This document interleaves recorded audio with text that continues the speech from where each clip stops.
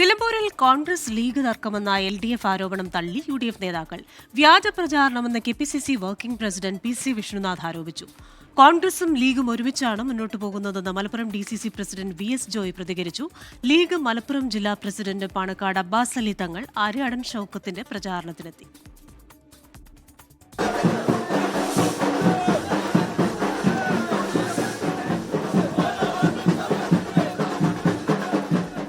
വിവാദങ്ങളെ പാടെ അവഗണിച്ചാണ് UDF നേതാക്കൾ ഒറ്റക്കെട്ടായ പ്രചാരണ രംഗത്ത് സജീവമാകുന്നത്.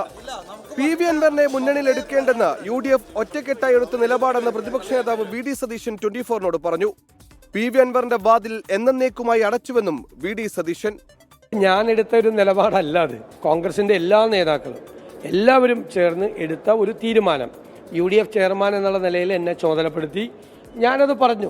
അത് അവസാനത്തെ UDF യോഗം ഒരു തീരുമാനമെടുത്തു. ഈ തീരുമാനം ഔദ്യോഗികമായി UDF കൺവീനർ അറിയിച്ചു. എന്നിട്ട് വീണ്ടും ചെയ്താൽ ആ വാതിലങ്ങ് അടച്ചേക്കാൻ എന്നോട് പറഞ്ഞു UDF നേതൃത്വം. വരാനിരിക്കുന്ന തദ്ദേശ നിയമസഭാ തെരഞ്ഞെടുപ്പിലേക്കുള്ള പാലമായാണ് കോൺഗ്രസ് നിലമ്പൂർ ഉപതെരഞ്ഞെടുപ്പിനെ കാണുന്നത്. അതുകൊണ്ട് തന്നെ പ്രവർത്തകർ രാത്രിയെന്നോ പകലെന്നോ വ്യത്യാസമില്ലാതെ പ്രചാരണ രംഗത്തുണ്ട്. ഇന്ന് പോത്തുകൽ മുണ്ടേരിൽ നിന്നാണ് പഞ്ചായത്ത് തല പ്രചാരണം തുടങ്ങിയത്. പാണക്കാട് അബ്ബാസ് അലി ശിഹാബ് തങ്ങൾ ഉദ്ഘാടനം ചെയ്തു.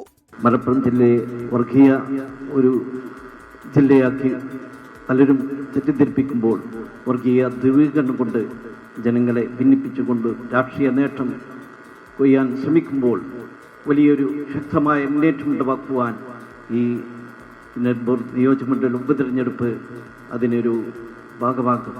ഇന്നു മുതൽ പ്രതിപക്ഷ നേതാവും മുസ്ലിം ലീഗ് നേതാക്കളും നിലമ്പൂരിൽ ക്യാമ്പ് ചെയ്ത് പ്രവർത്തിക്കും. PV അൻവറിനെ പൂർണ്ണമായി അവഗണിച്ച് മുന്നോട്ടു പോകാനാണ് തീരുമാനം. 24 നിലമ്പൂർ.